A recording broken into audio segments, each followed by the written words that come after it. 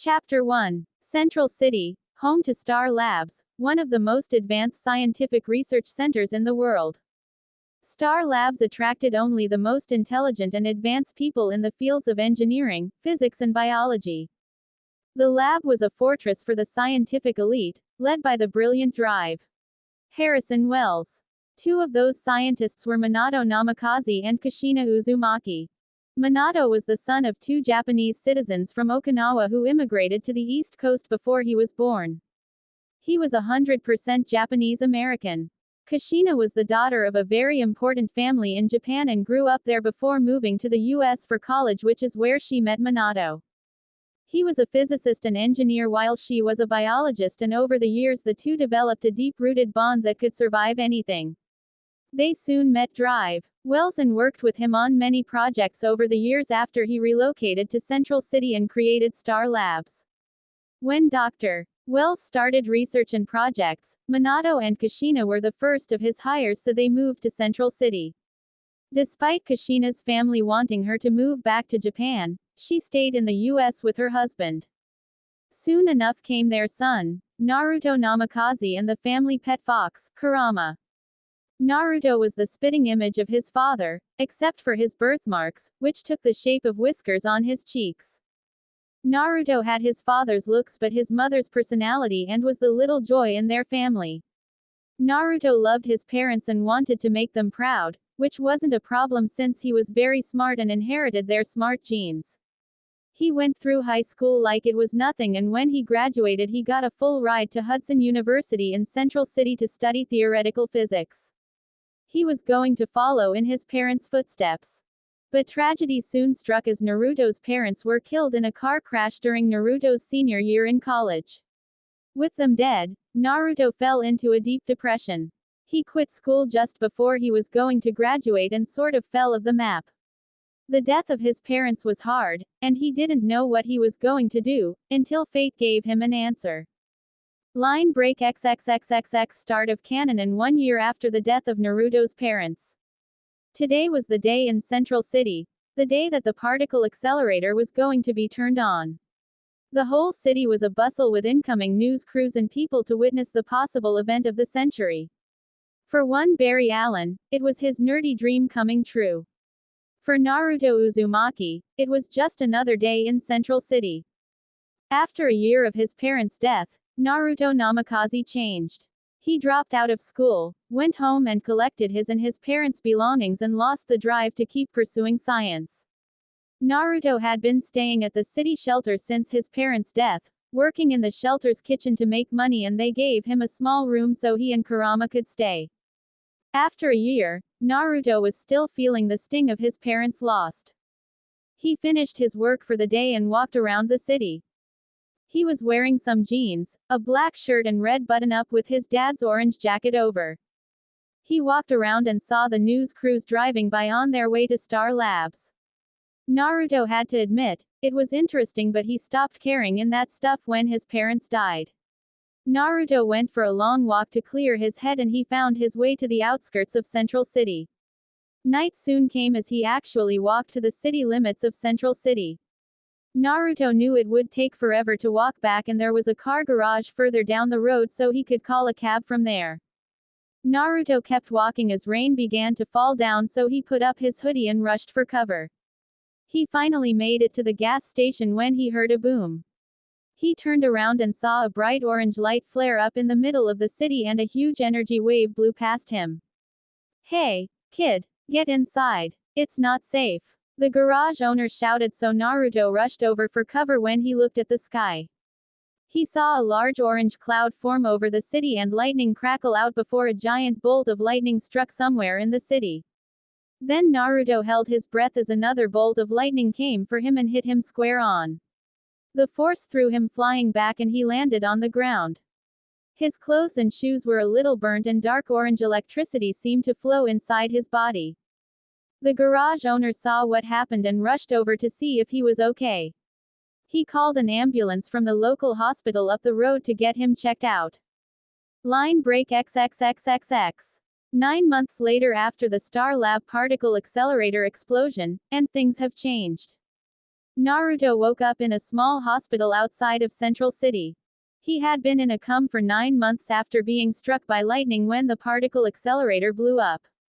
After hearing that, Naruto wondered why he was still alive. A lightning bolt to a human body should have killed him, but he felt great. He was completely fine, no change in his breathing, and he felt fine.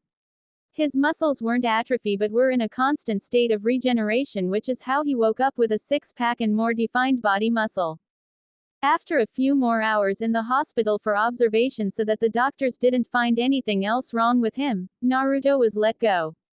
He got a cab back to the city shelter where he found Kurama waiting for him. Kurama was so happy to see that Naruto was alive. The owner of the city shelter, Tsunade, was happy that Naruto was alive. He was a good kid and she liked him. Naruto, thank goodness you're okay, Tsunade said as the two hugged. Thanks Granny Tsunade, Naruto said to her, and she bopped him on the head. Easy, Naruto. You may have waken up from a coma, but that doesn't mean I still won't hurt you, Tsunade warned. All right, do you think I can get something to eat? Naruto asked. Sure, I've got a nice pot of ramen waiting, Tsunade said. Awesome, Naruto exclaimed. They went inside and Tsunade was shocked. She saw Naruto eat over 40 bowls of ramen without stopping and he was fine. The most he ate in one sitting was about 12 before he got sick, but he ate 40 bowls like it was nothing. Wow, you must have been hungry, Tsunade pointed out. Yeah, did you think I was going to eat that crappy hospital food? Naruto joked as he finished his last bowl. Ah, that was good. I'm glad. Now you can do the dishes, Tsunade said. I've got some errands to run, so do you mind? No, I can do it, Naruto assured her. I'm really glad you're all right, Naruto, Tsunade said. Thanks Granny, Naruto joked as she left. Naruto got up and put his bowl in the sink. He then saw Kurama walk in and sat on a chair to watch him. Sorry, buddy, wait a little longer and then I'll take you on a walk, Naruto said, and Kurama yipped. Naruto was washing dishes at a normal pace, scrubbing the pot with his sponge and then placing the clean bowls on the drying rack. Unfortunately, there were so many bowls that the rack was getting overstuffed. Naruto accidentally hit the rack, causing 3 bowls to fall to the floor, and then the weirdest thing happened. Time seemed to slow down like someone hit the slow-mo button. He saw the bowls drop to the ground, very, very slowly. Everything around him was slow, but he was still moving at a normal pace, so he grabbed the 3 falling bowls and put them on the counter. Naruto froze in place after that as things seemed to return to normal. Did that just happen? Did he just control time, or did he just move really fast? He put the kitchen sponge away when he saw his hands began vibrating so fast they were a blur. What the hell's happening to me? Naruto asked aloud. He took a step back and ended up crossing the distance of the kitchen in the blink of an eye. Naruto then looked at the remaining dishes and super sped to them and finished them in 3 seconds. Whoa, Naruto muttered in amazement when he was hit with an idea. He walked outside the shelter to the back alley with Kurama following him. Naruto took off running, which quickly went from running at normal speed to super speed that he became a blur. He ended up running 20 blocks and then stopped in another alley. Cool, Naruto said as he ran back and appeared before Kurama in a blur of motion. Oh, Kurama, something amazing just happened to me. That lightning bolt turned me into a freaking road runner, Naruto joked, thinking back to the Looney Tunes character. Naruto then smelled burning rubber and looked at his shoes to see they were smoking. Ah, Naruto stomped around and quickly snuffed the fire. All right, there is one downside, friction and rubber don't really mix. But why is it that the lightning bolt changed me when other people who were struck never got these abilities? Naruto said as he thought for a second. He then saw an old newspaper in the garbage. He picked it up and saw that it covered the ongoing reconstruction and damage from the particle accelerator. The particle accelerator. Maybe my parents' old notes have some answers. Come on, boy, Naruto said as he and Kurama went to his room to go through his parents' notes. Naruto walked into his room and got out the box that held his parents' notes from their work they did on helping Dr. Wells with the particle accelerator before they died. Naruto took a deep breath and opened it up to see some old papers but also saw his dad's old goggles that he wore when he did experiments. Picture Naruto's goggles from the anime. Wow, Dad, I always did like these. Naruto said as he took them out and hung them around his head. Alright, let's get some answers. Naruto took out his parents' notes and read through them, reading his parents' trials and errors and hypotheses about the particle accelerator and what it could lead to. Advancements in medicine, technology, physics, the particle accelerator was a possible gateway to a whole new outlook on the world. After a few more hours of looking at notes, Naruto got nothing. His parents' stuff didn't really get him any closer to figuring out more about the particle accelerator. Kurama then yipped, which got Naruto's attention, and saw Kurama had an old photo of his parents with Dr. Wells, the head scientist behind the particle accelerator. Dr. Wells. Maybe he could have some answers for me. Good job, boy, Naruto said as he pat Kurama on the head. But he then saw the time and saw it was 10 p.m. Well, it might be a bit late. I'll see him tomorrow. He let out a yawn and went to bed, not knowing that near the outskirts of Central City, there was a fight between someone who could control the weather and someone very similar to Naruto, a speedster. Line break XXXXX. Naruto woke up the next morning, feeling refreshed but also hungry. He got up, took a shower and got dressed, which led to his new issues, breakfast. Naruto went to the kitchen and knew that if he ate as much as he did yesterday, Tsunade would kill him. Naruto made a bowl of ramen and then grabbed his wallet and would eat out. On the way to Star Labs he stopped by Big Belly Burger and ordered about 10 meals, which he ate with gusto and would keep him good for a while. He walked to Star Labs, not wanting to risk running and getting seen by someone or end up crashing into a building. After about half an hour of walking, Naruto made his way to Star Labs. Naruto saw it was sanctioned off and there were parts of the building that were being rebuilt. He walked past the gates and up to the main entrance. He rang the bell and walked in. Hello, Dr. Wells. It's Naruto Namikaze. I don't know if you remember me, but you should remember my parents. I would like to talk. Naruto shouted. Inside Star Labs, Drive. Wells was talking with his assistants Drive, Caitlin Snow, Cisco Ramon and Barry Allen. After Barry's woke up from his coma and the discovery of his new powers, Drive. Wells, Caitlin and Cisco worked on understanding more about them. Last night, Barry found out that he wasn't the only one affected by the particle accelerator and that the accelerator explosion dispersed around the entire city, possibly affecting hundreds of people. After the discovery, Barry decided to use his powers to help put away the new metahumans that would harm the city, and with a new suit from Cisco, he was going to do that. Unfortunately, there is still some issues between the group as Barry has been using his powers to help save the city while Caitlin says they agreed to focus on metahumans. Have you both lost your minds? Who do you think you are? Caitlin asked Barry and Cisco. Well, I'm the eyes and ears, and he's the feet. Cisco answered. This is not funny. You could have gotten yourself killed. You can't be running around the city like some supersonic fireman. Caitlin warned him. Why not? This is what we talked about, me using my speed to do good. Barry said. We talked about you helping us contain other people who may have been affected by the particle accelerator explosion. Metahumans, and aside from Clyde Martin, we haven't found any. Caitlin told him. People in this city still need help and I can help them. Barry pointed out. We can help them. Cisco added. Will you say something? Caitlin asked Drive. Wells. I think what Caitlin is saying in her own spectacular angry way is that we are just beginning to understand what your body is capable of. Not to sound like a broken record, Mr. Allen, I do caution restraint. Dr. Wells said. Dr. Wells, I doubt restraint is how you got to be the man you are today. Barry pointed out.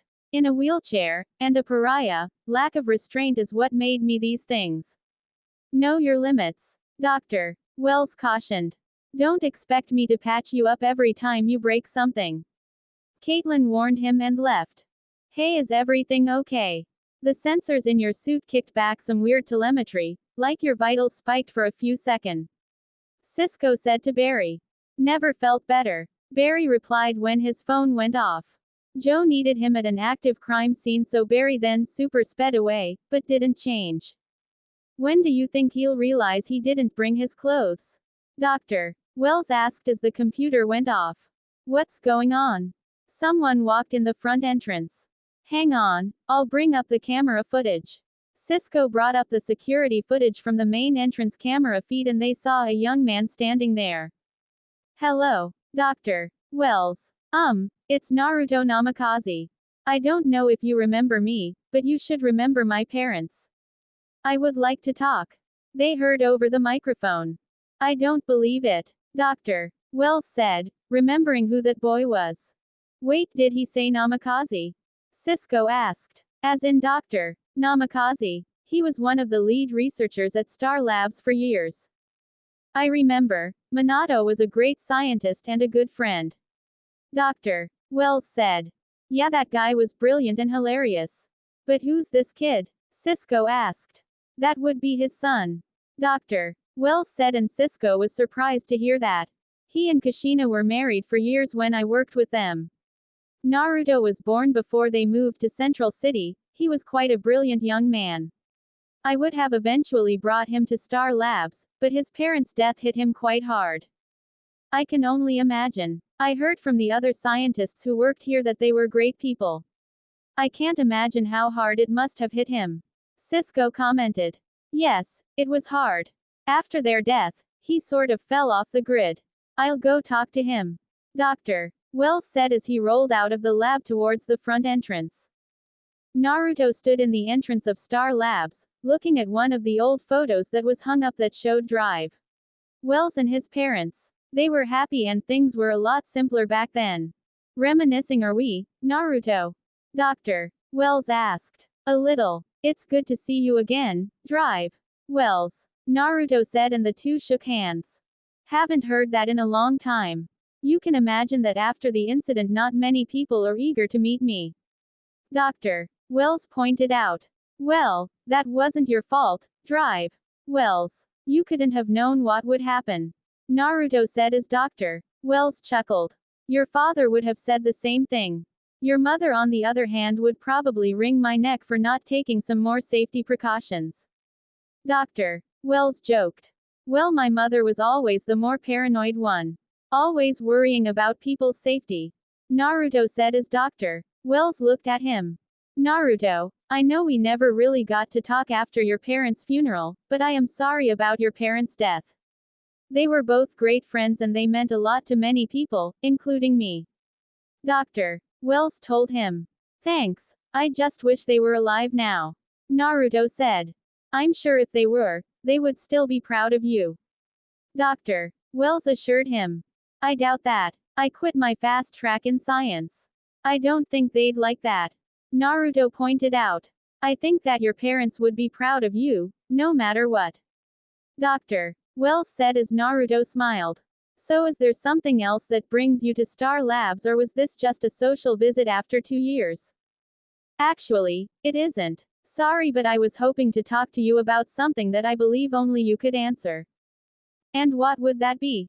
Dr. Wells asked as he and Naruto walked through the first floor of Star Labs. I was looking over some of my parents' old notes and I had some questions on a certain project, the particle accelerator. Naruto said as Dr. Wells raised an eyebrow. What interest do you have in the particle accelerator? Dr. Wells asked. Well, I was wondering if the explosion 9 months ago may have changed some things around the city. I've began to notice some interesting things going on in the city. Really? And you think that the particle accelerator had something to do with that? Dr. Wells questioned. Possibly. I was looking through my dad's old notes on the project and he hypothesized that the particle accelerator could lead to some changes and discoveries in science, the foundation and discovery of theoretical elements. Dark energy, antimatter, etc. Maybe the explosion actually changed something. Naruto said as Dr. Wells looked at Naruto and smiled. I can see there is still a scientist in you, Naruto. Dr. Wells said. It's always been there, Naruto said. Well, Naruto, despite our great theories and hunches on the project. The night of the explosion prevents us from figuring out what exactly happened, but I can assure you that there is no great danger to the city. Dr. Wells said as Naruto nodded. Maybe not danger, but great change. I mean, something must have happened that night. The explosion and that energy wave that was sent out. I mean, something must have changed. Naruto said. Your guess is as good as mine on this one, Naruto. I'm afraid I just don't have the answers for you. Dr. Wells said as Naruto nodded. Thanks anyway. It was good to see you. Naruto said as he left as Dr. Wells spoke. Naruto, are you feeling all right? You just seem to have a different energy about yourself than I've seen before. Dr. Wells said. People change, Doctor, I guess I did. Naruto said as he left. Naruto was walking through the city after his meeting with Dr. Wells and knew that Wells wasn't telling him something, but he would have to figure it out on his own. Naruto went to get a cup of coffee and ate donuts on his way back to the shelter.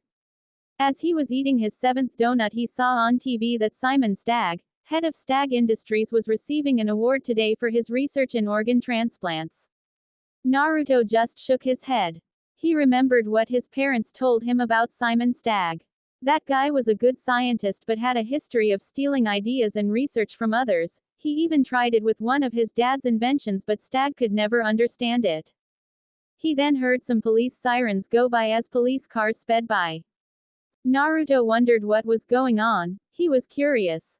He finished his donut, ran into the alley, zipped up his hood and put on his dad's goggles and super sped away, following the police cars. He eventually found his way to Stag Industries and saw police cars outside taking witness statements. Naruto then took off his hood and goggles and blended in with the crowd. He walked around and heard that there was a robbery by 6 men wearing ski masks and armed with guns. The police think it was a robbery, but some say it has to do with Mr. Stag, that he was the possible target but left just in time. He also heard a police officer talking to a security guard and how he was whisked away during the robbery by something.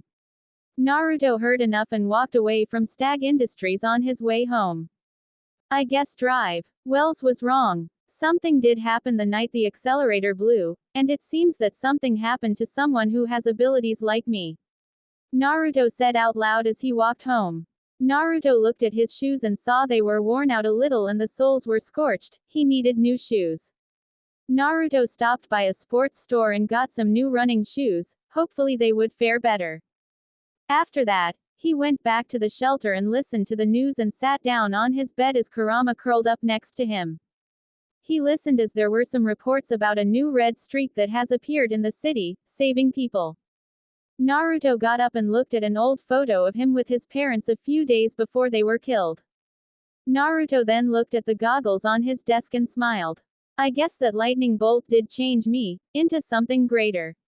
Something did happen that night of the particle accelerator explosion, and I'm going to show the world that it did some good. Like me and this streak, I'm going to show that the explosion led to something amazing. Naruto said, determined to use his new powers to help people, like the streak. Line break XXXXX. The next morning Naruto got up early, determined to make his parents proud and try to help people with new abilities. He put on his jacket and hung his goggles around his neck and did some research at the local library on the night of the explosion. He looked up newspaper articles on disappearances and deaths, blog posts about unexplained activity, and looked up the old weather reports from the day of the explosion. Naruto was working on his research and watching the news when a new story came in. A person was murdered and beaten to death outside one of Stag's buildings. Naruto raised an eyebrow at that. 2 incidents concerning Stag. That wasn't a coincidence. Naruto packed his stuff away and decided to do a little harmless snoopy at the police precinct for a lead. Naruto put on his jacket and kept his goggles on his forehead as he super sped to the police precinct. He then saw a detective talking with his partner about going to talk with Stag about the murder of his head of security. Naruto smirked as he followed the car to one of Stag's warehouses and just waited outside while the detective went in. Naruto then got hungry and quickly went to get something to eat. Detective Joe West and his partner Detective Eddie Thon were speaking to Mr. Stag that he might be a possible target. Do you honestly think that someone is trying to kill me? Stag asked. Well, we're not sure, Mr. Stag. But an event honoring you was robbed at gunpoint. Thon said. And your head of security was found murdered this morning. Joe added. I am a scientist and a philanthropist. We are often the targets of assassins. Stag said. Well, what about lawsuits? You have about 20 of those pending against you. Joe said. It is a sad fact of life, detective, that when you earn a lot of money, people who have none think they can take yours. Stag said. People like this guy, for example. Joe said as he showed Stag a picture. Danton Black. Danton Black. Stag said. You fired him and now he's suing you. Joe said. Unfortunately, our working relationship wasn't successful, but I can assure you both of one thing: Danton Black is not a killer. He's a clinical researcher, not a criminal mastermind. Now, if I can help you in any way, please let me do. I want these people caught too. Stag said. Then here we are. Stag heard as he turned to see 3 of the gunmen from the robbery. Down. Joe yelled as he and Thon pushed Stag to the ground and took cover. Joe fired back as the gunman took cover. Back with Barry Allen, he was walking through the police precinct when he saw everyone in was a hurry and getting suited up. Captain, what's going on? Barry asked. Not now, Barry. An armed gunman is shooting up Stag Industries. The captain said as Barry super sped back to his lab and got his suit. Naruto just finished eating his quick snack of 10 hamburgers when he saw a streak run through the city. Naruto figured it was the mysterious savior, but then remembered the detectives at Stag Industries and quickly followed. Joe covered Thon as he got Stag to safety. Joe managed to kill one of the gunmen and saw the leader take off his mask to reveal he was Danton Black. Danton then began to shake as he sprung up a copy of himself who took a spare gun. Joe was shocked as he the third gunman take off his mask to reveal another clone. The Danton Blacks then marched forward and fired at Joe as he took cover, but then a streak whisked by and grabbed Black's guns and threw them on the ground. Joe looked up to see Barry in his outfit. Go, Barry said. No, Joe replied as Barry whisked Joe outside the warehouse. Naruto arrived and saw the detective whisked outside, so he decided to head inside and see what was going on.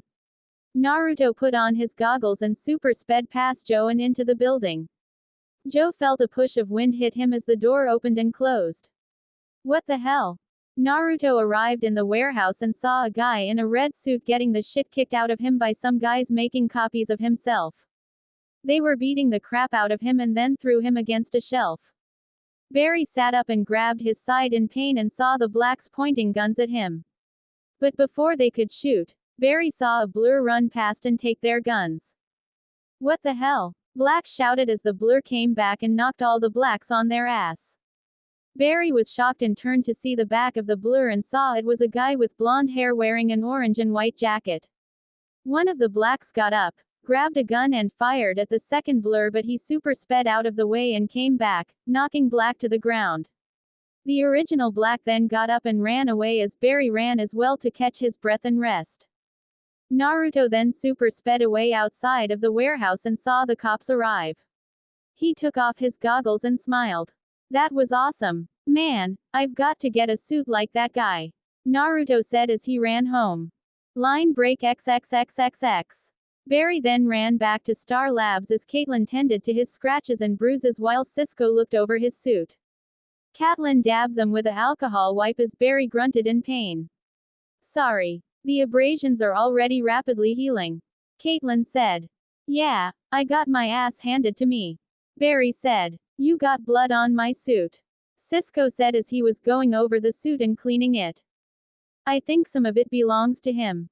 Another not-so-friendly metahuman. Barry said as Dr. Wells brought up the file of Black on the screen. Danton Black. He's a biogeneticist specializing in therapeutic cloning. Growing new organs to replace failing ones. Dr. Wells said. Apparently Stag stole his research and then fired him. Caitlin added. I saw Black create duplicates from his own body. Barry said. Huh, that's pretty ironic. The guy specialized in cloning and now he can make Xeroxes of himself. Cisco said. He was experimenting on himself when he was exposed to the dark matter wave released by the particle accelerator. Meet Captain Clone. Cisco said as they looked at him. Don't worry, I'll come up with something cooler. Barry was walking away as Catelyn spoke. Where are you going? She asked as Barry turned. Joe was right. I'm in way over my head. I'm not warrior. I could barely fight one metahuman, let alone 6. I had to have my ass saved in order to get out of there. Barry said as that brought up a question. Saved? Catelyn asked. Doctor. Wells then saw that Barry had a look on his face. Did something else happen at Stag Industries? Doctor. Wells asked. I wasn't the only one struck by lightning the night of the explosion. Barry said as they were confused. There is someone else out there like me, with my powers. He's just as fast and he took out the clones to give me time to escape. Barry said as they thought for a moment. Was it the man in yellow? Cisco asked. No, it wasn't him. But whoever it is just like me. But he seems to know what he's doing. If you guys want to keep doing this, find him. Barry said as he was about to leave but drive. Wells spoke. Barry, I understand your frustration. Today was a setback, but every grand enterprise has them and we can never learn how to fly without crashing a few times. Doctor. Wells said. This wasn't a grand enterprise, this was a mistake. Barry said as he super sped away. Now what? Cisco asked as Wells thought for a moment. Catelyn, look at the blood we collected, see if there is anything useful we can learn. Wells said as Catelyn nodded. Cisco, look up our scans from the night of the explosion, let's see if we can find who these new streak is. Wells said as Cisco nodded. Cisco went to a computer and saw Wells leaving. Where are you going? Drive. Wells. Cisco asked. To talk to someone. Wells said as he left. Naruto super sped back home and relaxed as he sat on his bed and finished his dinner of 40 cups of instant ramen. He slurped the last one and burped. Man, these powers are great, but my appetite is starting to get annoying, not to mention expensive. Naruto said as he looked at his empty wallet. He sat down as Kurama jumped onto his lap and got comfortable. You should have seen me today, Kurama. I ran right in and knocked those clone guys on their butts. It was awesome, Naruto said, excited while Kurama just laid down. And you should have seen the guy in the red suit, it was the red streak that's been going around the city. I wonder who he is. Naruto said out loud as he laid on his bed. But you know one thing, boy, that guy is going to try again and the orange flash will be there. Naruto said as Kurama just huffed. Don't like the name. Well, I'm not going with the streak, that's lame. Naruto said as he thought about names for himself. Line break XXXXX. At the police precinct, Joe was talking to Simon Stag about what happened and wanted Stag under police protection. Mr. Stag, I wish you would consider our offer for protective custody. Danton Black has proven that he is willing to kill and he's got, friends, and trust me, they are all dangerous. Joe said. I've increased my security detective. I hope Black comes looking for trouble, cause he'll find plenty. Stag said as they heard clapping and saw Dr. Wells by the elevator. Spoken like a true philanthropist. Or is it humanitarian? I'm sorry, I can never remember which one you're pretending to be, Simon. Wells said as he entered the room. Harrison. Don't get up. Stag joked. Ha, ha. Wells faked laughed as Stag left. Not a fan of yours, Doctor. Joe said, pointing to Stag. Can we talk, Detective? Wells asked as Joe nodded. So you were right. Barry's not the only one who's special. This guy, that tried to kill Simon Stag today, he could replicate spontaneously. Yeah, we know, Wells said. Did you know about Barry? When he was first in his coma, you came to the hospital and you asked me if you could take him to Star Labs. Did you know what he could do? Joe asked as Wells chuckled. I had my suspicions that he was affected. Wells said as Joe Hey, Joe, I was never looking to become the senior member of a secret crime fighting unit. You and I both know, we are the only ones equipped to protect Central City. Wells said. Maybe I'm the only one interested in protecting Barry.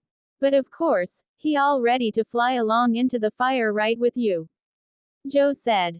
No, he's not. Not anymore. He quit. Wells said as Joe was surprised. He didn't tell you? I haven't seen him. Joe said. Well, I'm sure it's only temporary. From what I know of Barry, when he sets his mind to something, no one can talk him out of it, but the next time he suits up, whoosh, runs headlong into danger, he will fail. Why? He doesn't think he's capable. Doubt is his real enemy, Joe. Not whatever's lurching out there. And as long as you continue to doubt him, he'll keep doubting himself. Wells said as he was leaving. And for the record, I care about him too. Wells said as he left. After Barry's sort of quit from the team, he found his way to the coffee house where Iris worked. Eddie stopped by as the three watched the news coverage of the attack at Stag Industries. Barry and Iris hung out with Barry eating about 10 plates of pound cake.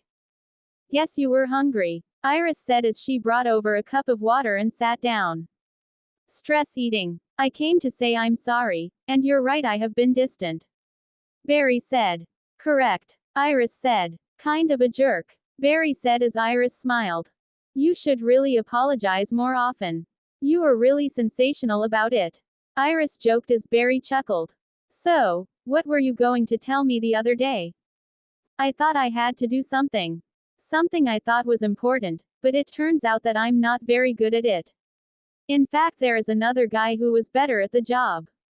But what I am good at is being your friend. So if you need help coming up with a new topic for your article, Barry said. I already found one. Something that actually interests me. Iris said as she got up and went to her tablet and Barry followed. I know this is going to sound crazy, it's been all over the internet these past few days. At a building fire, at a bank heist, even the other night when those robbers shot at the security guard, he said he was whooshed outside. Something out there is saving people. Iris said as Barry saw she was researching him. I thought you were taking journalism, not science fiction writing. Barry said. Ever since I have known you, you have believed in the impossible. What if you were right? What if you were right about the night your mom died? I've even heard some rumors that there may be more than one of these guys out there. Iris said as Barry's phone rang and it was from Star Labs. Look, I told you, I'm through. Barry said as he answered the phone. I know, but you need to get to Star Labs, right now. Catelyn said. Barry said goodbye to Iris and ran to Star Labs and was ready to fight when he saw Danton Black in the lab. Barry, it's okay, Catelyn said as she saw him ready to fight. It is not okay. Black is here and he's just standing there. That's not him, is it? Barry said as he saw that Black wasn't moving or blinking. It's one of his replicates. Wells said. How did you get it? Barry asked. I grew him, Catelyn said as she brought up some computers to help explain. I isolated a drop of Black's blood from your suit to see if I could trigger the in vitro cultivation process and figure out how Black multiplies. So, I exposed the target cells to a protein gel and they started replicating into that. Catelyn said as Barry was poking the clone, but it wasn't moving. Why isn't it doing anything? Barry asked. We did a brain scan. Involuntary motor functions are active but little else is. Wells said. We think it's acting as a receiver. Cisco said. The clones are an empty shell without Black. Shut down the real Black and you might shut them all down. Catelyn said. How do we figure out who's the real Danton Black? Barry asked. That occurred to me too, given your own passing out. Black has limits, just like you. Controlling all of those clones must require a tremendous amount of physical strength. So look for the ones showing signs of weakness or fatigue. He's the prime, Catelyn said. Just a theory, but one you might want to put to the test, Mr. Allen, Wells said. Plus I whipped up these high-calorie protein bars for you to keep your metabolism up. Cisco said as Barry smiled. Then the clone began to move as Catelyn screamed, but before it could leave it was shot dead with a double tap to the chest as Joe walked in with his gun out. Any more of them? Joe asked. Nope, Catelyn said. Why did it start moving? Barry asked. Prime. My guess the Prime is on the move and this one heard the summons to battle. Wells said. And I know where he was summoned to. Stag Industries. Joe said. You should call it in. Barry said to him. Police can't fight this. What blacks become, like Martin, beyond me. Maybe way beyond them too. The only person it's not beyond is you. You got to do this. I get it, so for once in your life, do what I tell you to do. Go stop him. Joe said as Barry nodded and got suited up. Line break XXXXX. It was night as Naruto was walking through the city, waiting to sprint into action should something happen. He figured that the gunman would try again, but he didn't know where. As Naruto was walking through the city, he heard a buzz like electricity and saw the streak whiz past the street and kept running. All right, more action. Naruto said excited as he ran into an alley and super sped after the streak in an attempt to keep up. Naruto stopped outside of Stag Industries' main building and saw the streak rush in and whisk someone away. Naruto snuck up to the building and saw the gunman at his warehouse make more copies of himself, and they were patrolling the building. All right, let's do this. Naruto said as he put his goggles on and ran inside the building. Naruto ran inside the building and saw the streak run through the building and take out the gunman, talking about how Stag stole his research and because of that, his wife died. Naruto then saw the streak take out the last of the clones, which caused Black to concentrate and make more as dozens spawned and ran towards the streak. Naruto then super sped down, and before the clones to reach Barry, he saw a blur knock down a group of clones. Barry turned to see the same guy from the warehouse that saved him. Black sent out dozens of more clones at the two speedsters as Naruto ran from his while Barry tried to fight but got overwhelmed and surrounded. Naruto then rushed back and knocked down the clones one by one as he made his way over to the red streak, but there were so many that one was able to trip Naruto, causing him to fall to the ground. Some of the clones began to beat up Naruto as he grunted in pain, so he and the streak quickly super sped away, with Naruto able to head to one of hallways while Barry super sped to the other main room. There's way too many of them to fight, Barry said as he contacted the others at Star Labs. Barry, you need to isolate the Prime. Wells told him. I can't, it's impossible, Barry said. Nothing is impossible, Barry, you taught me that. You can do this, Joe told him. Barry turned to see an army of black clones heading towards. Barry concentrated and ran.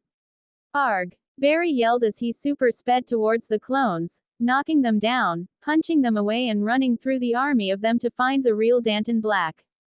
He pushed his way past two blacks and saw the real Black behind all the clones, straining and sweating as he controlled all of them. Barry then tackled Black and ran up 10 flights of stairs and knocked him against a pillar, knocking him out. Barry caught his breath as she saw the clones had all passed out and smiled. Barry, are you all right? Barry heard Joe say over the comm link. I'm fine. It's done, Barry said as he turned around and quickly moved out of the way as Black ran past him and jumped out the window. Barry then super sped over and managed to grab Black before he fell and tried to pull him back inside. Hang on. No, Black yelled as he created a second hand from the one that Barry was holding to get his hand free. Don't, Barry yelled as Black managed to get free and fell. Naruto ran outside and saw Black falling and quickly super sped over and tackled Black out of the air, catching him at the last minute. Naruto rolled off the ground as he saw Black stand up and take a gun and point it at his head. No, Naruto yelled as he pulled the trigger and killed himself. Naruto and Barry froze as they saw someone they just saved kill himself. Naruto looked up and saw the streak and then heard sirens and super sped away as Barry saw the other streak run with an orange and white lightning trail. Line break XXXXX. Barry arrived back at Star Labs and got out of his outfit. Joe was called into Stag Industries while Barry and the others were watching the news coverage of Black's death, with the news saying the employee committed suicide. I tried to save him, Barry said. Sounds like he didn't want to be saved. Some people, when they break, they can't be put back together, Wells said. Some people heal even stronger, Barry said as Wells nodded. I hope so, Wells said. Well, at least Multiplex won't be able to hurt anyone else, Cisco said as they looked at him. Told you I come up with a cool name, Cisco said as they chuckled. You know I may be the one in the suit doing all the running, but when I'm out there helping people, making a difference, you're all out there with me.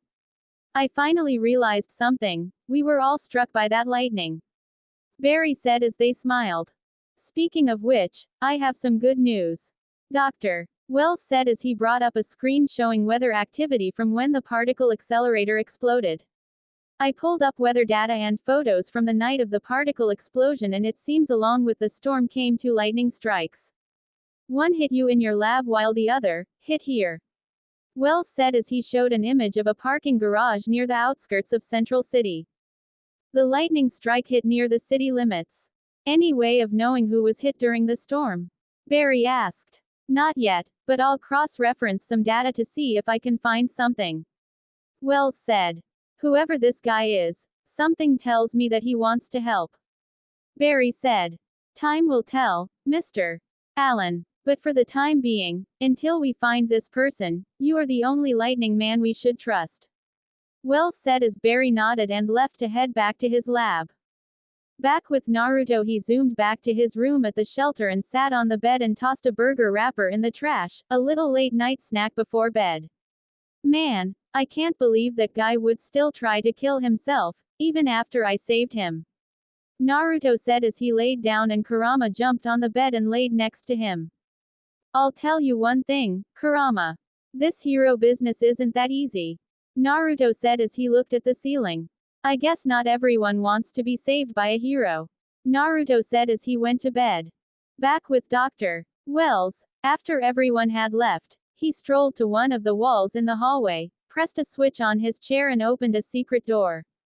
He strolled into the white room and then stood up and took off his glasses. He then walked to a console and activated it as holographic screen came up showing a newspaper front page from 10 years in the future.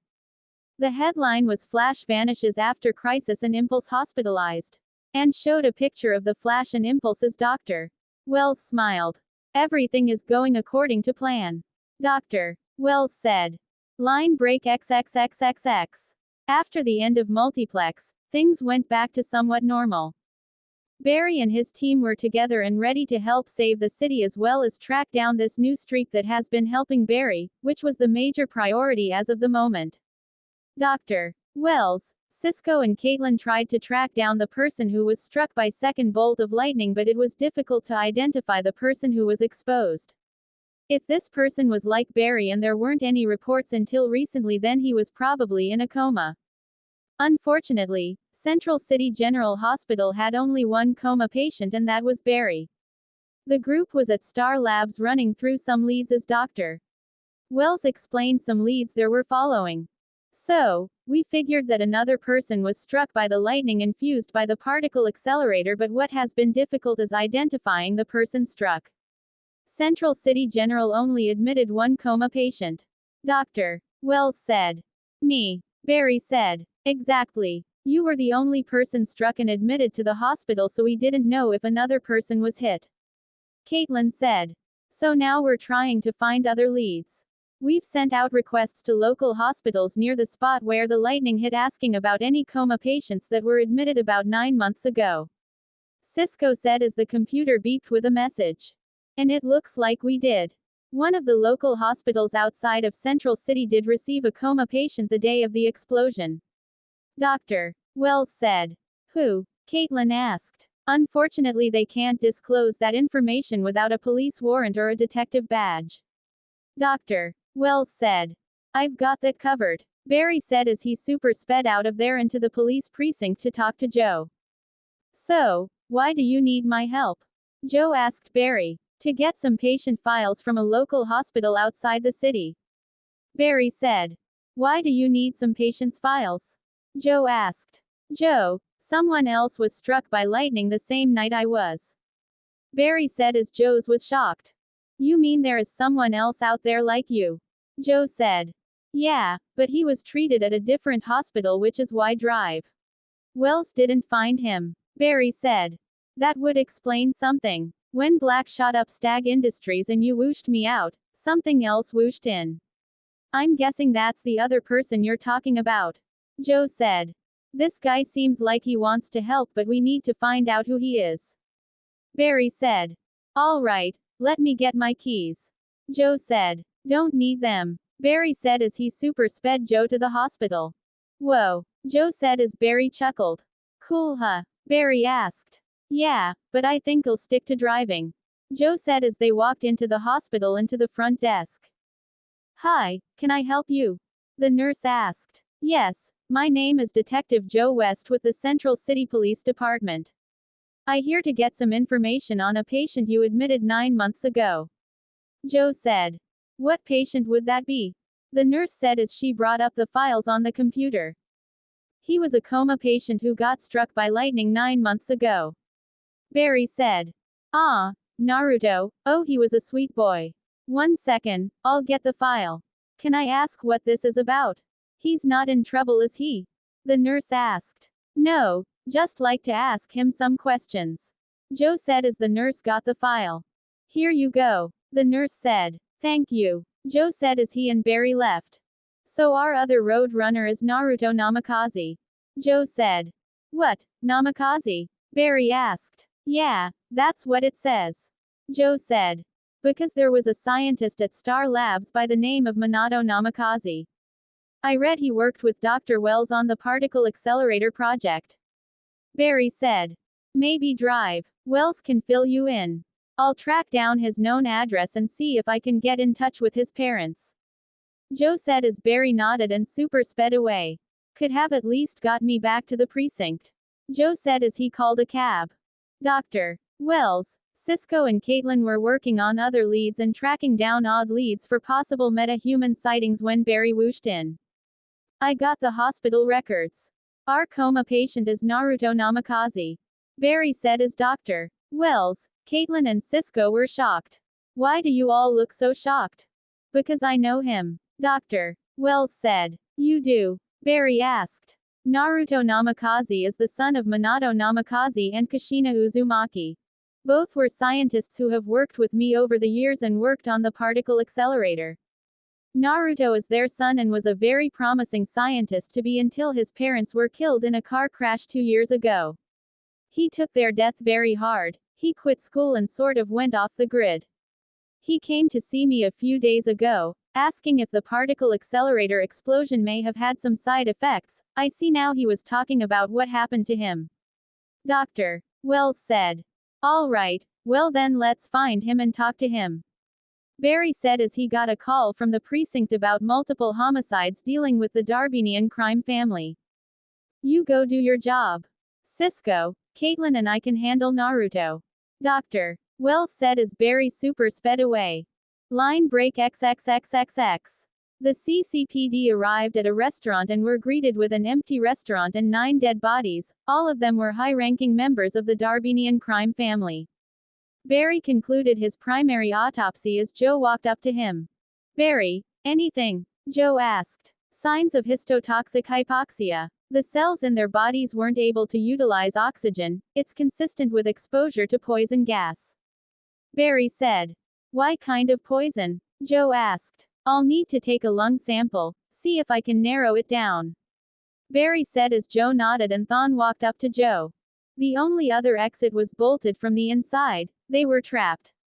I was thinking someone pumped gas in from the outside, but witnesses say the street was empty, Thon said. So it was from the inside. Then there should be a canister or container left behind. The gas just didn't come in by itself, Joe said. Unless it had a mind of its own, Barry said as Thon looked at him like he was crazy but then chuckled as it was another wild theory of his. Eddie, would you mind canvassing again? Someone had to have seen something, Joe said as Eddie nodded and he left and he then turned to Barry. Okay, explain.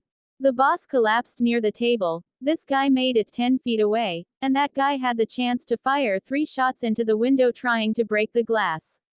But they all started in the same spot, which means that they all should have been exposed to the gas at the same time, but it's as if they were targeted one by one, Joe said, finishing Barry's sentence. My gut feeling, if we're going to solve this, we're going to need backup, Joe said. In the other part of town, Drive. Wells, Cisco and Caitlin were able to find the current address of Naruto, the Central City shelter. They all got out of the car and looked at where they were. Man, he lives here. Cisco said. I guess when your parents are gone, and you quit school, you don't have many options left. Caitlin said. Come on, let's find him. Dr. Wells said as they entered the shelter to see a blonde woman with a large bust talking with another woman with black hair and carrying a baby pig. Hello, can we help you? The blonde woman asked. Yes, my name is Dr. Harrison Wells. This is Cisco Ramon and Caitlin Snow. We're from Star Labs and we're here to see a resident of yours. Dr. Wells said. And who would that be?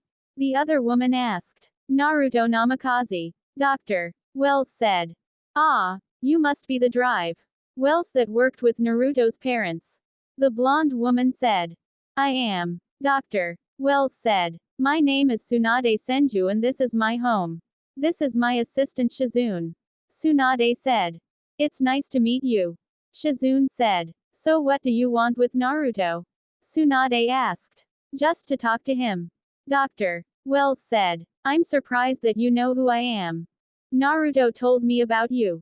Tsunade said. He did? Dr. Wells asked. Not at first, but after some time here and when he finally got comfortable, he talked about his past and his parents. How they worked at Star Labs and how they worked with you on this particle accelerator project. Tsunade said. Minato and Kushina were very good people. I owe them a lot, and I'm sorry to say that I couldn't be there for Naruto when he needed me. But I hope to make up for that. Dr. Wells said. Well, let's go see if he's in his room. Tsunade said as Tsunade showed them through the shelter to Naruto's room. So, Naruto lives here? Caitlin asked. He does. He came looking for a job so I hired him to help tidy around the place and in exchange he gets a pay and a room here as well. Tsunade said. He also helps the kids with their homework. He's a very brilliant young boy. Shizune said. That he is. Dr. Wells said as Tsunade knocked on the door to Naruto's room. Naruto. You have guests. Tsunade said as there was no answer. Tsunade knocked again but still no answer so Tsunade opened the door and they saw Naruto was not in his room but Kurama was. Oh, who's the cutie? Caitlin asked as Kurama walked over to Caitlin and pet himself against her as she pet his head. That would be Kurama. He was Naruto's family pet. We've met on more than one occasion. Dr. Wells said as Kurama walked over to Dr. Wells and he pet the fox's head. I guess Naruto isn't here. Cisco said as they looked around and saw Naruto's room. It was basic. He had a bed, dresser and a desk. Some old photos and snack packages around. A lot of snack packages and then they saw some old files and worksheets. Dr. Wells went up to the files and saw they were Minato's old worksheets. Huh, looks like Naruto tried to use his father's research to make sense of what was going on. Dr. Wells said. What is going on? Why do you people need Naruto? Tsunade asked, protective of Naruto. We would just like to talk to him about his accident that occurred over 9 months ago, that's it. If you see him, tell him to come to Star Labs, we'd like to talk. Dr. Wells said as they left. Line break XXXXX. After Dr. Wells, Caitlin and Cisco struck out at the shelter, they returned to Star Labs where Joe and Barry were waiting for them with another metahuman case. A possible metahuman would can control poison gas. Fascinating, a metahuman that can manipulate poison gas. Dr. Wells said as he got to work on his computer. Is it just poisonous gas or can he control all aerated substances? Cisco pointed out. And how is he able to formulate the connection? Is it physiological or psychological? Caitlin added. This individual can create a mental nexus using gaseous substances. Dr. Wells said. You mean connect with gases on a molecular level? That is ridiculously cool. Cisco said. They get really excited about this stuff. Barry told Joe. The only thing I'm concerned about is putting this criminal behind bars. Except Iron Heights isn't exactly equipped to handle metahumans. Joe said. Then I guess it's fortunate that the ones we've encountered are no longer with us. Dr. Wells said. Well, unless we plan on executing every super criminal we stop, You geniuses are going to have to find someplace else to hold them. Joe said. A metahuman prison. Cool. Cisco said. Dr. Wells then saw the computer beep and activated the monitor, and they saw Naruto Namikaze riding the elevator. Well, it seems he got our message. Dr. Wells said. That's him. Barry asked. That's him. Dr. Wells said. Who him? Joe asked. That is Naruto Namikaze, our second speedster. Dr. Wells said. Stay here for a moment. I'll get him. Dr. Wells said as he strolled out of the main lab into the entrance. Naruto exited the elevator and walked out to C drive. Wells waiting for him. I see you got my message. Dr. Wells said. Yeah, as soon as I got back to the shelter they told me and I made my way over here. You said you had answers for me? Naruto asked. I believe so. Follow me. Dr. Wells said as he went down the hall and Naruto followed. So I was right. Something did happen the night of the particle acceleration explosion. Naruto said. Something did. The night of the explosion, a dimensional barrier opened, unleashing unknown elements into our world. Antimatter, dark energy, type 0 elements. Basically, when the accelerator exploded, the world's definition of normal changed. Dr. Wells said. Dr. Wells, do you know of any people who were affected by the blast? Naruto asked. Yes, we do. Dr. Wells said. Naruto asked as they walked into the main room of Star Labs, and Naruto saw all the computers and lab equipment and a red suit in the center that Naruto saw. He also saw 4 other people in the room as well. Naruto Namikaze, I'd like to introduce you to Cisco Ramon, Caitlin Snow, Barry Allen, and Detective Joe West. Everyone meet Naruto Namikaze. Dr. Wells said as they smiled, and Naruto seemed a bit confused.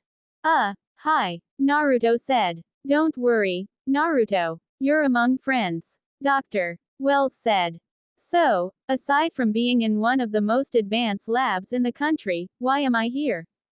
Naruto asked. Well, we figured if you were going to continue using your powers to try and help the city, then you should at least do it with someone who may have some more experience than you.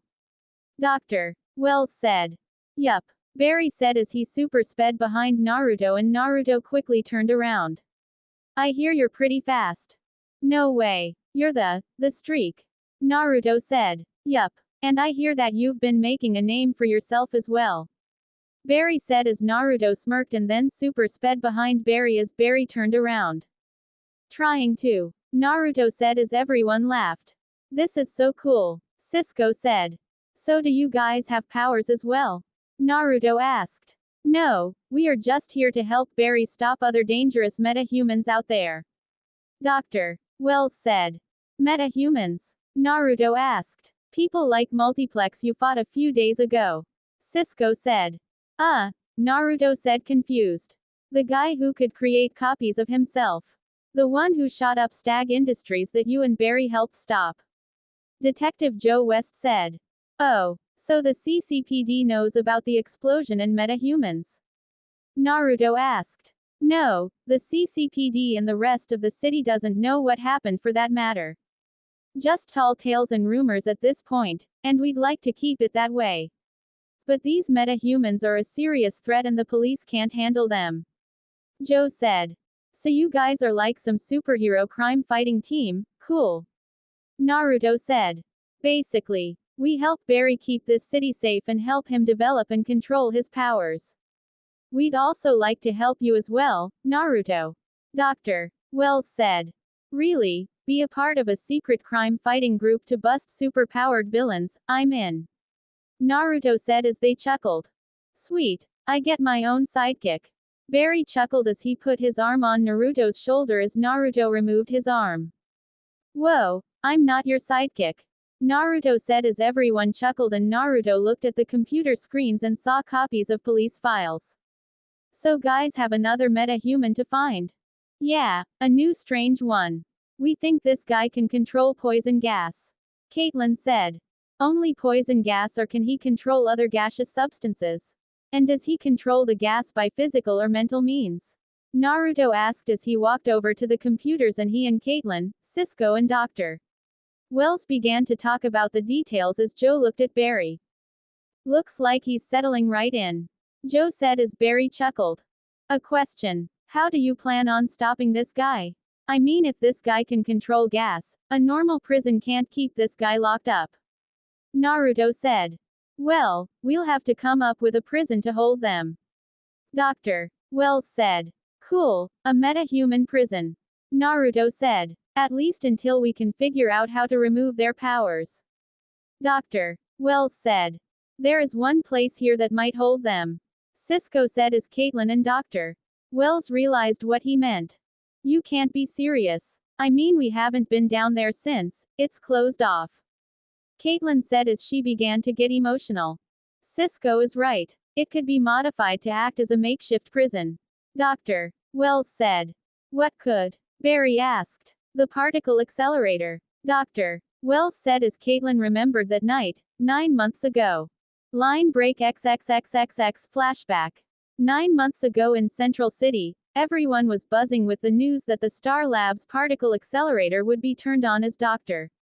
Wells was giving a speech to the people who came to watch it at the labs. After his speech, Wells returned to the main lab where Cisco, Caitlin and a bunch of the other scientists were busy triple-checking everything to make sure it would run fine. Dr. Wells walked in as Cisco walked up to him.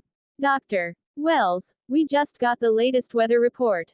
A big thunderstorm is rolling in. Cisco said.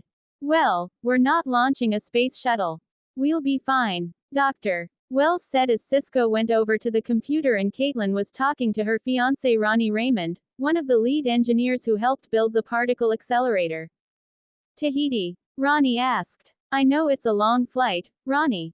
But we can binge watch Orange is the New Black on the airplane. Caitlin said. Okay, but what about Italy? Pizza and wine, and more pizza. Ronnie said.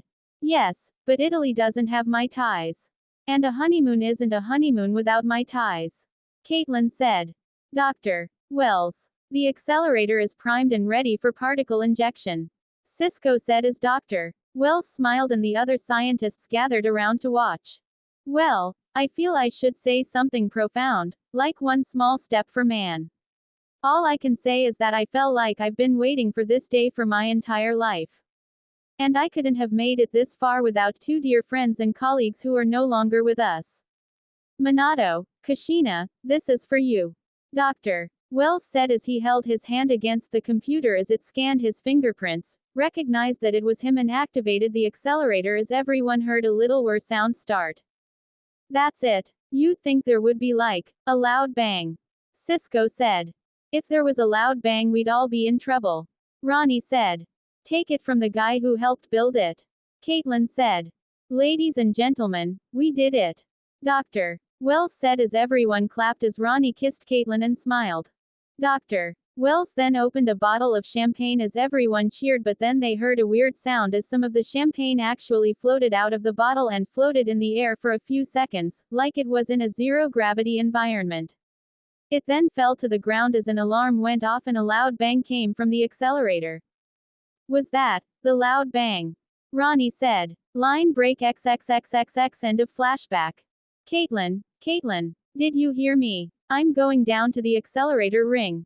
Dr. Wells said as Barry saw how hurt Caitlin was getting at this news.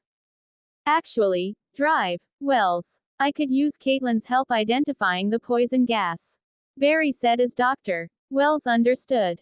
Okay, Dr. Wells said. If that's okay with you. Barry asked. Let's go. Caitlin said as she got up and Dr. Wells went over to Naruto. Naruto, Cisco and I have to do something really quickly. Just wait here, and I'll be back. Dr. Wells said. Sure, Naruto said as he stuck around. Naruto looked around at the lab as everyone left. He looked at Barry's suit that was on display, analyzing the material and wondered what it was made of. He also looked at the rest of the lab equipment, the computer monitors hooked up to the Star Labs satellite and the medical equipment in one of the rooms. He then made his way to another room and saw a giant treadmill with an observation room. Naruto made his way over to the treadmill and saw the wires connected to the observation room and then saw a whole wall of boxes against the far wall. A large treadmill. Why not? Naruto said as he took off his jacket and put on his goggles and stood on the treadmill. He didn't see an on button, so he decided to start running, very slowly to begin with, as the treadmill seemed to start up, so he kept running. As he was running, Wells and Cisco walked into the lab and saw Naruto was gone but heard the treadmill running, so they walked into the observation room and saw Naruto running on the treadmill as Dr. Wells turned on the monitors to see how Naruto was doing. Blood pressure, respiratory functions are the same as Barry's. Cisco said as he saw monitors. Yes, and his speed is about the same as Barry's as well. Dr. Wells said as he activated the speaker. Naruto. Dr. Wells shouted as Naruto was shocked and slipped, and ended up crashing off the treadmill as Cisco and Dr. Wells saw him. Oh, that's got to hurt. Cisco said as he and Dr. Wells left the observation room to help Naruto. They helped him onto his feet and took him back to the labs as Naruto sat down and held his wrist. Ow, my wrist, Naruto said as Cisco and Dr. Wells looked him over. Looks like a sprain. Don't worry, if you have Barry's powers, you'll heal fast as well. Cisco said. Cool, Naruto said as his stomach growled and Dr. Wells chuckled and handed him an energy bar. Along with your new speed, your metabolism shot up as well. Dr. Wells said. Yeah, I kind of figured that. Naruto said. Here, we made these for Barry. High-calorie energy bars to keep your metabolism up. Cisco said as Naruto ate the energy bar and felt better. Wow, that works. Naruto said as they chuckled, and then Naruto looked at his shoes and they were worn out. I guess normal shoes aren't really going to work with my speed. Naruto said as Cisco walked over to another room and came back with some red boots. Here, use these. They're frictionless boots, so they should be fine with your running at high speeds. Cisco said as Naruto thanked him. Do you guys have spare goggles? Naruto asked as his goggles were a bit wrecked when he fell on the treadmill. I'll see what I can do. Cisco said. Thanks. Naruto said as Cisco took them and went over to the computers as Dr. Wells spoke to Naruto. I'm glad to see you got a handle on your powers. Dr. Wells said. Well, I'm just glad the high metabolism is the only thing I've got to worry about. Naruto joked as Dr. Wells chuckled. I'm just glad you developed powers instead of staying in a coma. Dr. Wells said. So, Wells, are you all right with all of this? Naruto asked. What do you mean? Dr. Wells asked. I mean all of this metahumans and capturing bad guys. You and my parents were scientists. Through and through, science was your life. This, Naruto said as he pointed to Star Labs, was what you and my parents worked for. How do you come back, when everyone you worked with, everything you held dear is gone? Naruto asked as Dr. Wells thought for a moment and then looked at Naruto. By reminding myself that doing nothing or walking away is no answer to my problem. I caused all of this happen. I ruined many lives that night, because of my hubris and my ego, and I caused so much pain to so many lives, including my own. Dr. Wells said as Naruto looked at the wheelchair. I hurt so many lives that night, but now I can try and make amends for what I did. I'm not sure how much I can help the people of this city, but one thing for sure is that I can help Barry, and help you. I just wish my parents were here. Naruto said. I know you miss them. But they would want you to move on with your life, and if they could see you now, they would want you to trust your heart and head and do what you believe was right. Dr. Wells said as Naruto nodded, and then Cisco called to them.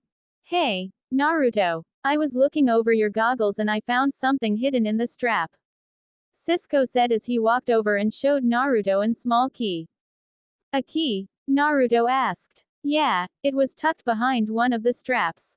It was actually hidden pretty well, inserted in the middle of the strap so you wouldn't notice it if you put the goggles on.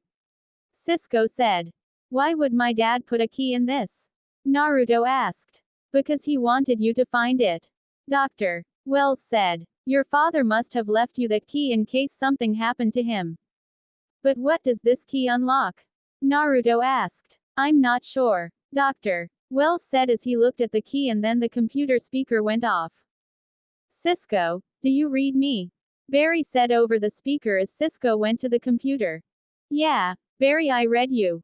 Cisco said. There was another mysterious gas attack at the Central City Mall. Barry said as Cisco brought up blueprints of the mall and brought up the mall security radio system. I patched into the mall's security system. According to eyewitnesses, the gas attack occurred in the main elevator at the North Wing. Cisco said. Which one is the North Wing? Barry asked. The one with the big belly burger. Dr. Wells said as Cisco and Naruto looked at him weird. I eat. Barry super sped through the mall, going so fast that he appeared as a blur to the civilians. He saw the dead women and kicked himself for not getting there sooner. He then looked around and saw green smoke go through a door that led to the maintenance entrance, and Barry ran after it.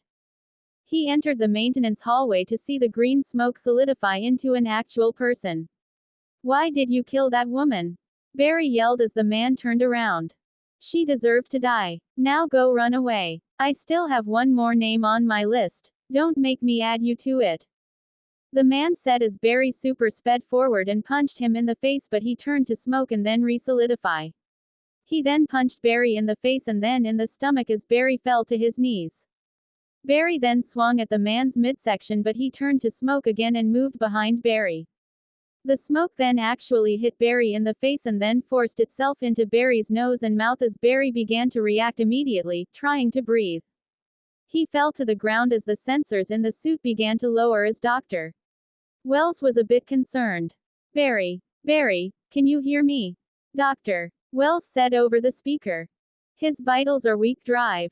Wells, but they're still there. I'm sure he's fine. Naruto said as a whoosh of air hit the lab and Barry appeared near the computers, with his mask off and hyperventilating. I can't breathe. Cough, Barry managed to say as his lung ways began to constrict. He needs oxygen. Get the crash cart. Dr. Wells shouted as Cisco ran to get it while Naruto got him on the lab gurney as Caitlin arrived. Barry. Caitlin shouted as she ran in and Naruto unzipped his jacket and Cisco tried to get a read on what was in his lungs. Cut me open. Ah, the poison's still in me, Barry managed to say. He brought us a sample. Caitlin, we need to do a pulmonary biopsy, extract an active portion of that gas. Dr. Wells said. I can't give you any anesthetics, your metabolism will burn right through it. Caitlin told Barry. I heal quick, remember. Barry said. Do it, Dr. Wells said. Cisco, hand me the syringe. Caitlin said as Cisco handed her a syringe with a pretty large needle. This is going to hurt, a lot. It's a small needle, he probably won't even feel it. Cisco said. You're definitely going to feel it. Caitlin said as she stabbed the needle in his chest as Barry felt the extreme pain. Line break XXXXX. Barry soon regained consciousness, felt a lot of pain in his chest as he saw Cisco looking at him. The streak lives. Cisco said. You'd be dead if your lung cells didn't regenerate so quickly. Caitlin said. Oh, my chest feels like that one time I had a cigarette. Barry said as Caitlin looked at him weird. Yeah, teen me lived for danger. This isn't funny. You could have. I didn't. Barry said. Now that we have a sample, we'll get to work analyzing it, figure out the makeup of the poison. Maybe get a clue to his human identity. Dr. Wells said. Or at least find out a way to stop him from turning into a mist. Cisco said as he got a smile. The Mist. Okay, that's his name. End of discussion. I have to get to the station. Barry said. You should be resting. Naruto told him. I have to talk to Joe. Barry said as he left. Barry got changed and headed back to the police precinct and walked into his lab where he saw Joe looking over some files. Joe, I had him.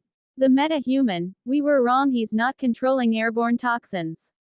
He can literally transform himself into poison gas. Barry said. That's new. The victim was a judge. We're going through some of her old cases to see if there's a connection. Joe said. It's too late. I should have been faster. Barry said. Focus on the job, Don't think about that right now. Joe told him.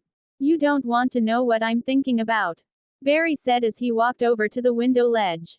My dad has spent 14 years in a 6x8 cell for a crime he didn't commit. I couldn't save my mom, but I can save him, Barry said. Didn't I tell you that we would get your father out of prison, together? Joe said. I don't need your help, Joe. I could be in and out of there with him before anyone even sees me, Barry said. Okay, you break him out of there.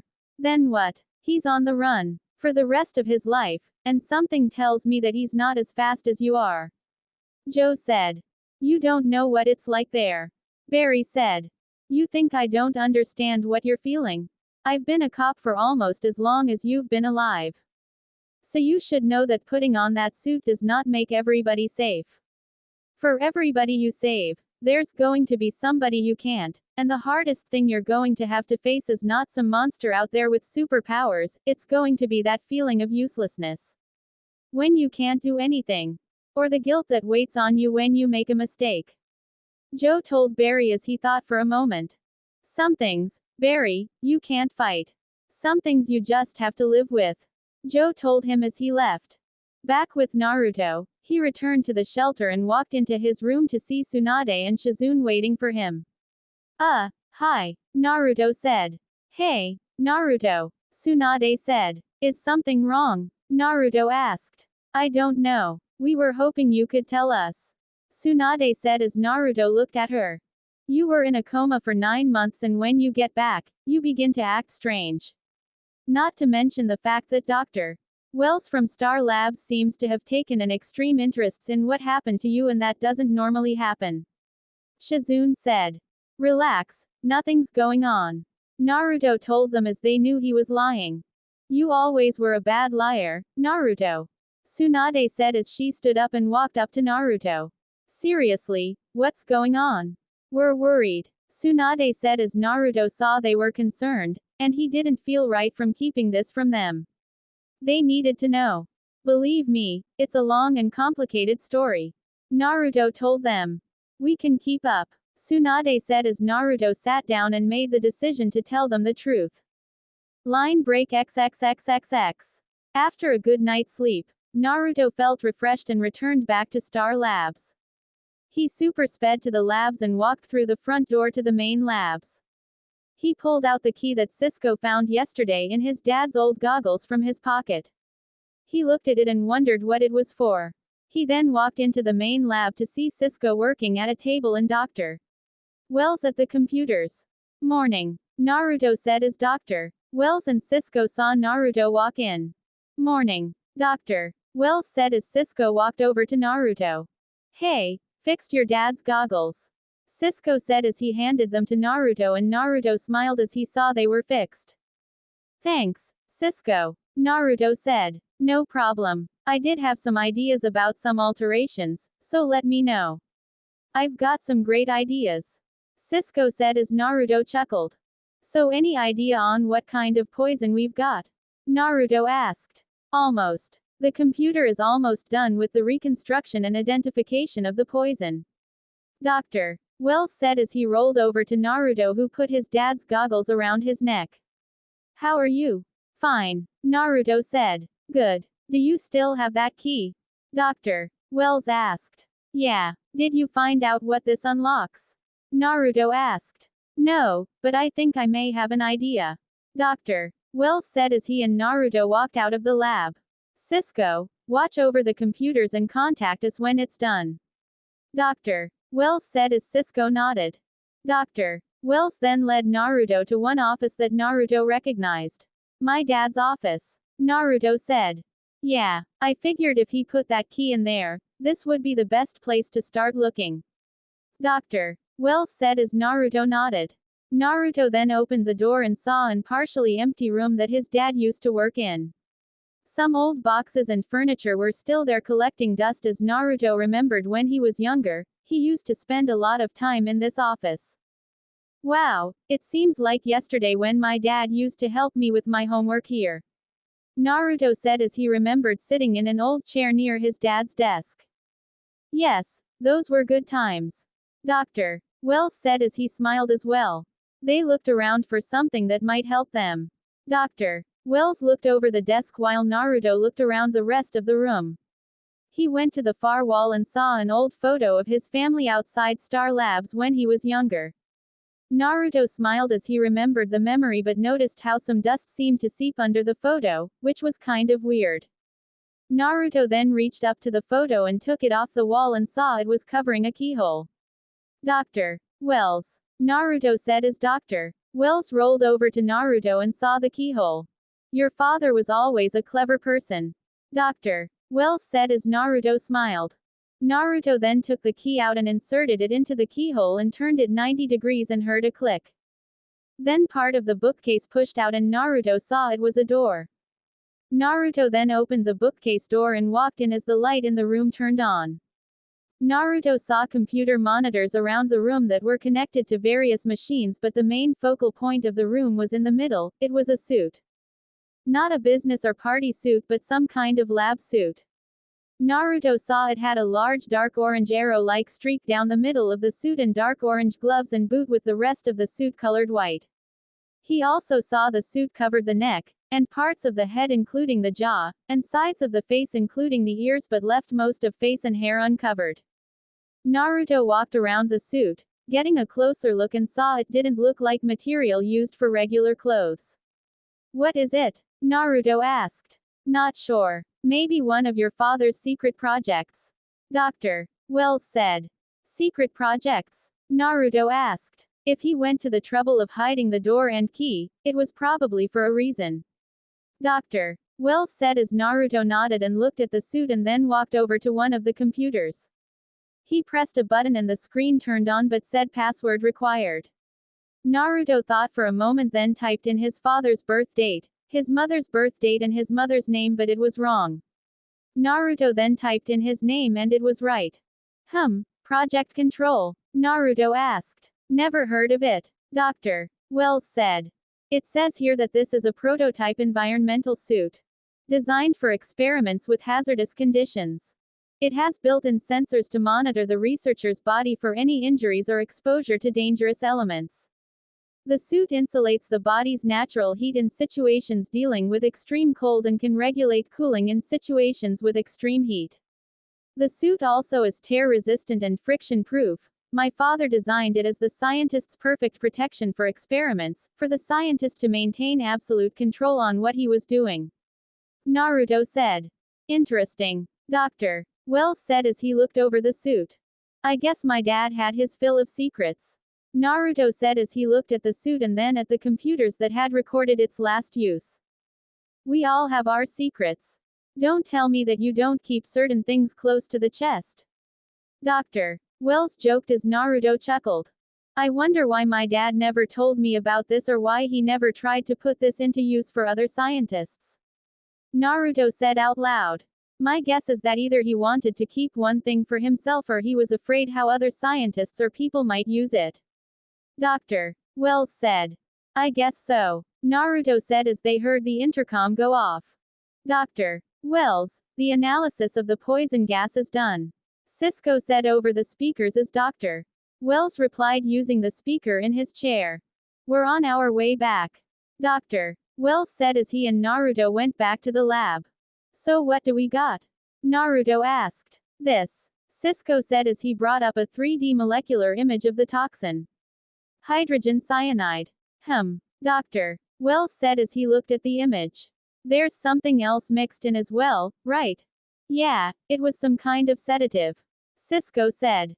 That's weird. Naruto said as Barry and Caitlin walked in, having heard Cisco call to them over the speakers at the particle accelerator chamber. Hey, check this out. It's a 3D molecular model of the gas we retrieved from your lungs. Cisco said. We have identified the toxin. Dr. Wells said. Hydrogen cyanide. Barry asked. What's interesting is what is mixed in with the cyanide. A sedative. Dr. Wells said as Barry got an idea. Of course. The night of the explosion find out if anyone was executed. Barry told Caitlin who used the computer.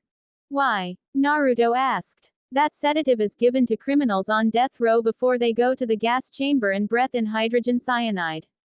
Barry said.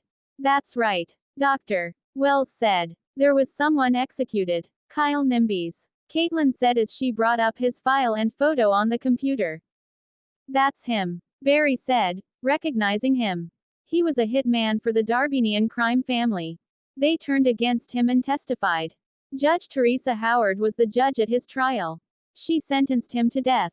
Caitlin said. He must have been affected by the particle accelerator while he was being gassed, which then fused his body with it. Naruto said. Records indicate the execution was completed. Cisco said. Well, that's why we didn't find a DNA match. The database only holds records of the living. Barry said. Right, Doctor. Wells replied. He said there was one more person on his list. Check the arrest record. Who caught him? That could be his next target. Barry said as Caitlin used the computer. Barry. The lead detective, Caitlin said as she showed Barry the screen, and Barry saw it was Joe. Joe, Barry said as he took out his phone and called Joe. He waited for an answer, but Joe didn't pick up his phone. He tried 2 more times but nothing, so he then called the police station. Eddie.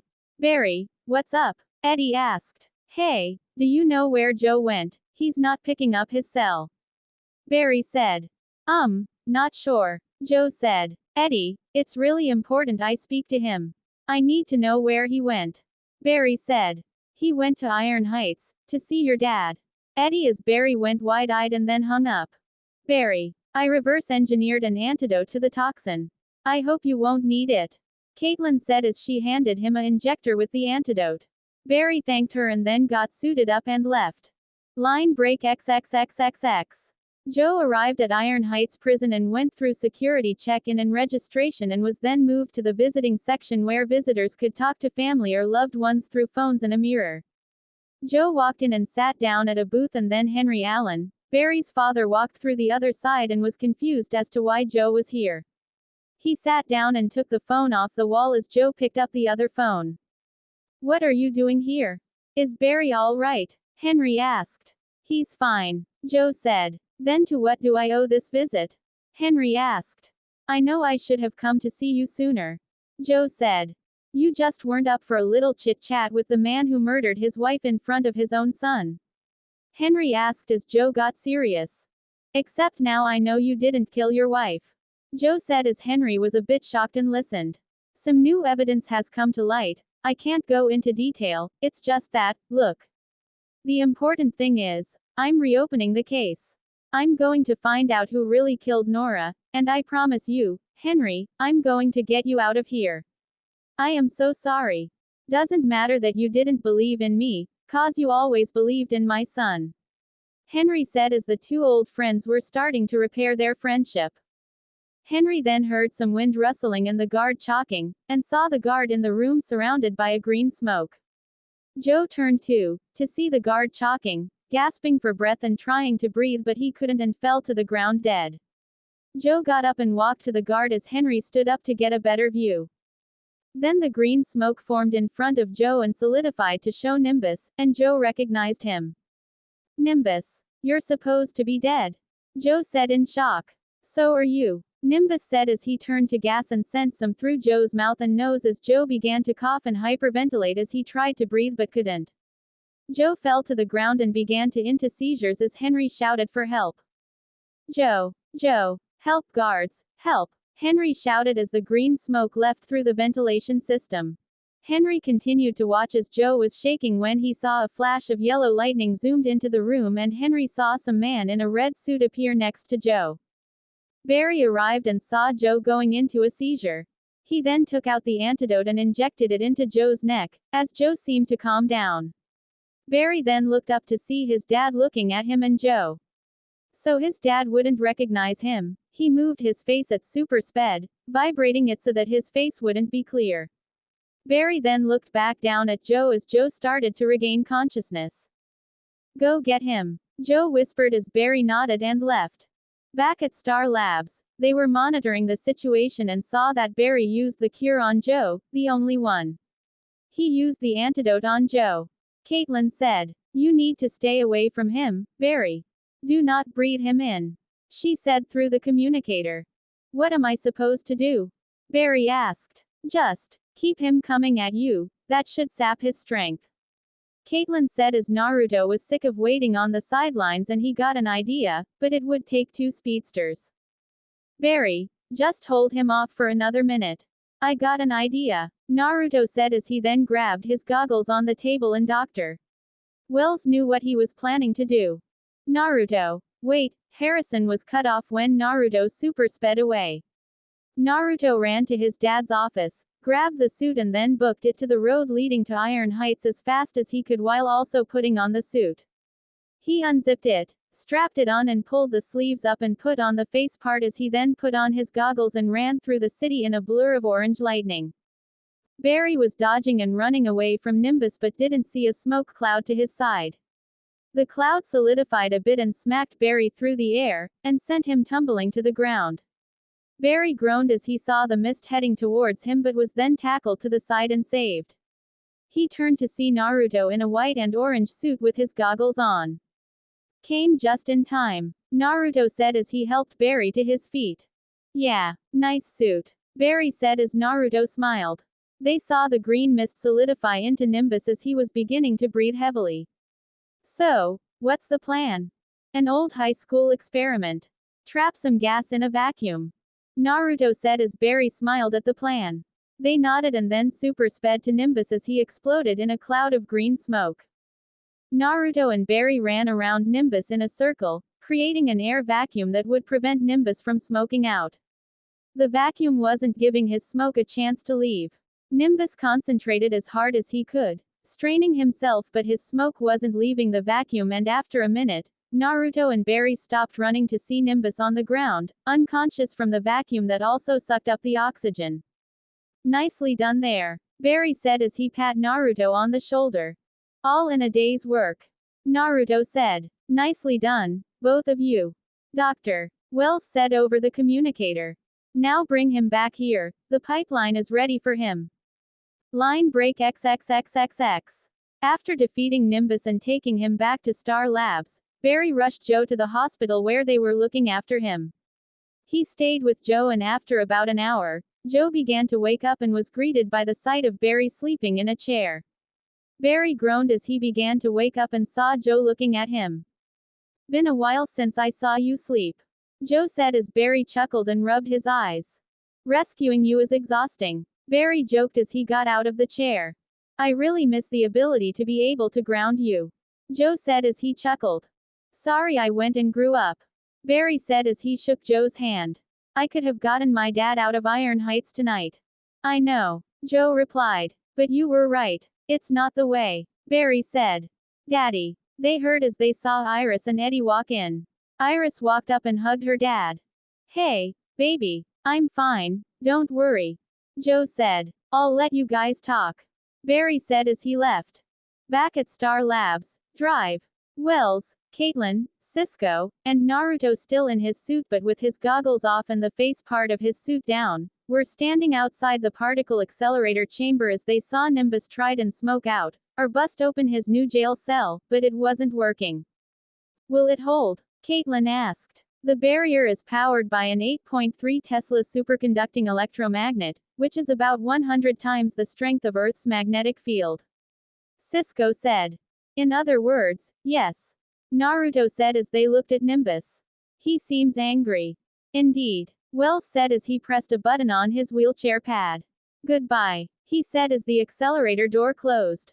So we're just supposed to get used to working in a lab above a makeshift prison containing criminals with superpowers? Caitlin asked. You'd be surprised about what you can get you used to, Dr. Wells said. Can things get weirder? Naruto asked. Coming from the new speedster wearing the outfit. Cisco said as Naruto looked at himself. I think I look good. And it's a nice fit, Naruto said as he pat his shoulder. I kind of like the color scheme. But I'm not sure how I feel about the sort of weird arrow down the middle. And there's not really a mask, Cisco said. Well, I'm sure when my dad was making this, he didn't think to really conceal his identity, Naruto said as he put his goggles on. But that's what my goggles are for. He's got a point, Caitlin said. Well, I got some ideas of upgrades and enhancements if you want to wear goggles. And I'd like to analyze that suit so I can make more, just in case. Cisco said. All right. Naruto said. Now, all we need is a name for you. Caitlin said. Oh, I got it. How about, Kid Streak? Cisco asked. No, I'm not a kid. I'm about the same age as Barry. Naruto said. A few years younger. How about, the Orange Flash? Caitlin asked. Naruto said, not sure about it. Well, maybe if you hadn't left so abruptly, we could have talked this out. Cisco said. Hey, I was just acting on impulse. Naruto said as Dr. Wells smiled. How about, impulse? Dr. Wells asked. A driving force of momentum, I like it. Naruto said. Impulse. Not bad. Cisco said. All right. Naruto, your impulse. Caitlin said. Good. Well, I got to see Tsunade.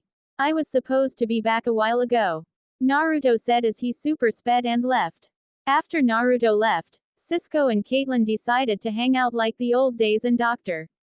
Wells was doing some research before he left. He was in the main room, drinking a glass of scotch as he looked at Barry's costume. Line break XXXXX flashback. Dr. Wells was at the computer as everyone else were starting to evacuate and get clear. Dr. Wells had stayed behind to make sure that Cisco and Ronnie had vented the system properly. He then got a call from Cisco. Dr. Wells, Ronnie did it. He vented the system. Cisco said. Good, Cisco. I'm on my way down. Dr. Wells said as he walked out of the room. He walked through the hallway and stopped at the wall. He pressed a button and the wall opened to reveal a dark room. He walked in and went to the far wall where a console was placed. He walked over and activated the console as two holographic screens appeared. They were real-time footage of placed cameras at two locations. One was at a gas station on the outskirts of the city and the other was of a CSI lab at the police station. Dr. Wells watched as Barry tried to close the ceiling hatch in his lab and Naruto ran for cover from the storm. Then a flash of lightning filled the sky and then two bolts of lightning struck, one hitting Barry and the other hitting Naruto. See you soon, boys. Dr. Wells said.